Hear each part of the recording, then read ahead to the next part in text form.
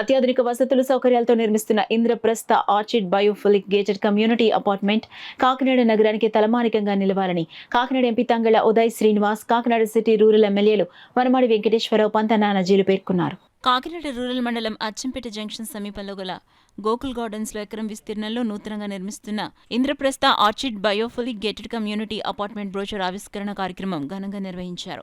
కార్యక్రమానికి Indraprastha constructions managing partner Nekkanti Srinivas అధ్యక్షత వహించగా Kakinada MP Thangalla Uday Srinivas, Kakinada rural city MLA Pantha Venkateswararao, Nanaji, Vanamadi Venkateswararao ముఖ్య అతిథులుగా, టీడీపీ రాష్ట్ర కార్యదర్శి పిల్లి సత్యనారాయణమూర్తి, మాజీ మేయర్ శంకర పావని తిరుమల కుమార్ దంపతుల విశిష్ట అతిథులుగా, ప్రముఖ ఆర్కిటెక్ట్ రాజశేఖర్ గౌరవ అతిథిగా పాల్గొని ఇంద్రప్రస్థ ఆర్చిడ్ బ్రోచర్ను ఆవిష్కరించారు. ఈ సందర్భంగా పంత నానాజీ మాట్లాడుతూ కాకినాడ నగరంలో 18వ వెంచర్ అయిన ఇంద్రప్రస్థ ఆర్చిడ్ అపార్ట్మెంట్ కాకినాడ నగరానికి తలమానికంగా నిలవాలన్నారు. City MLA Vanamadi Venkateswararao Indraprastha orchid apartments అత్యాధునిక సౌకర్యాలతో నిర్మిస్తున్నారని తెలిపారు. Venture promoter Nekkati Srinivas ventures features ను వివరించారు.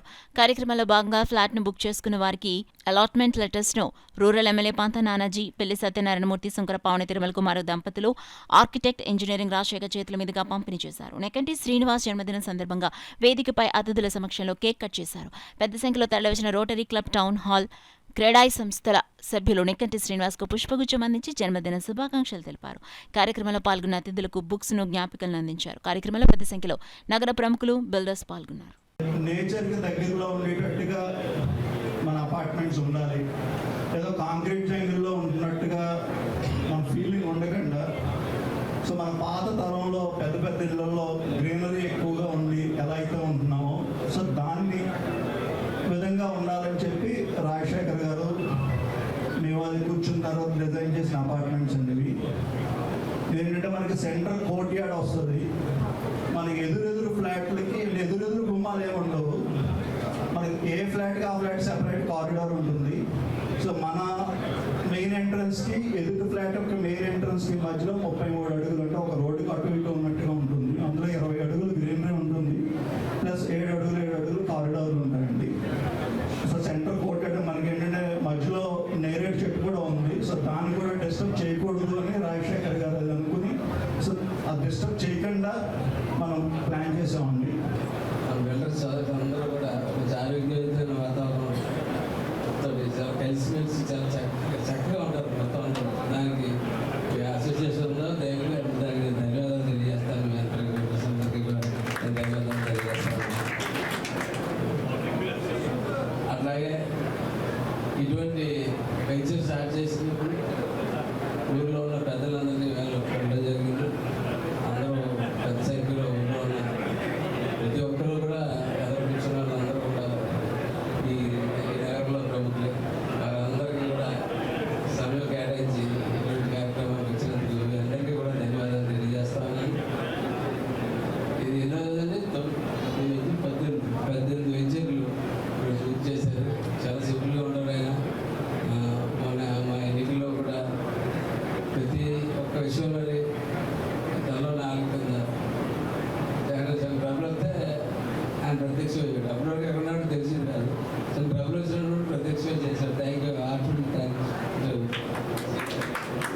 ఉన్నటువంటి ముఖ్య అతిథి అయినటువంటి పంత నానాజీ గారికి, అదేవిధంగా రాజశేఖర్ గారికి, అదేవిధంగా తిరుమల కుమార్ గారికి, అదేవిధంగా వచ్చినటువంటి సోదర సోదరి వాళ్ళందరికీ కూడా పేరు పేరున నా హృదయపూర్వక నమస్కారాలండి. ఏదైతే ఇంద్రప్రస్థ గారి ఆధ్వర్యంలో ఒక కొత్త వెంచర్ని స్టార్ట్ చేస్తున్నారని చెప్పారు. అదేవిధంగా దాని గురించి కూడా అందులో ఏమేమి సౌకర్యాలు ఉంటాయి అనేది కూడా చాలా వివరంగా చెప్పడం జరిగింది. ఎందుకంటే ఇప్పుడు ప్రజెంట్ ఉన్న సినారియాలో నిజంగా అందరికీ కావాల్సిన విధంగా ఒక మంచి ఫ్లాట్స్ని రూపొందించడం అంటే చాలా సంతోషం. ఎందుకంటే ఇప్పుడున్న పరిస్థితుల్లో ప్రతి ఒక్కరికి కూడా అందరికీ చాలా అవసరాలు ఉంటాయి. ఆ అవసరాలకు అనుగుణంగా మరి ఈరోజు ఈ వెంచర్ ఉండబోతుంది అంటే అందరికీ కూడా చాలా ఉపయోగంగా ఉంటుందని చెప్పి భావిస్తున్నాను. ఏదైతే వాళ్ళకి మంచి అభివృద్ధి ఇవ్వాలని చెప్పి మనస్ఫూర్తిగా కోరుకుంటే ఒక మంచి వాతావరణంలో సోదర భావంతో చక్కగా నిర్మాణాలు చేస్తూ ఉన్నారు అని చెప్పి చక్కటి మాట చెప్పారు. అది వాస్తవం.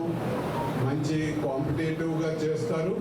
అదేవిధంగా అందరూ కూడా చక్కగా సోదర భావంతో మెలుగుతారు. అది క్రెడాయి సంస్థ కానీ, బిల్డర్స్ అసోసియేషన్ కానీ అన్ని నిర్మాణం చేస్తూ ఉన్నారు.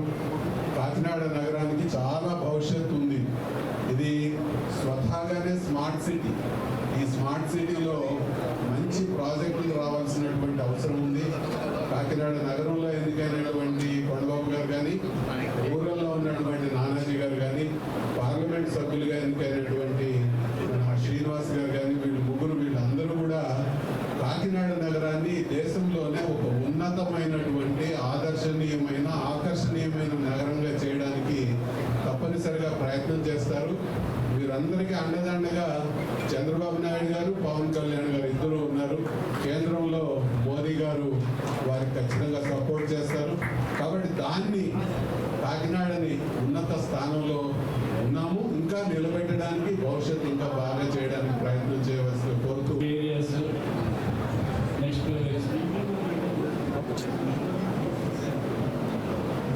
చిల్డ్రన్ ప్లే ఏరియాస్, అలాగే సీనియర్ సిటిజన్స్ కూర్చోవడం ఇంటరాక్షన్ ఏరియాస్, నెక్స్ట్ ప్రతి ప్లాంట్కి ముందు గ్రీన్ ఏరియా వచ్చేలాగే ప్లాంటర్ బాక్సెస్ పెడతాం.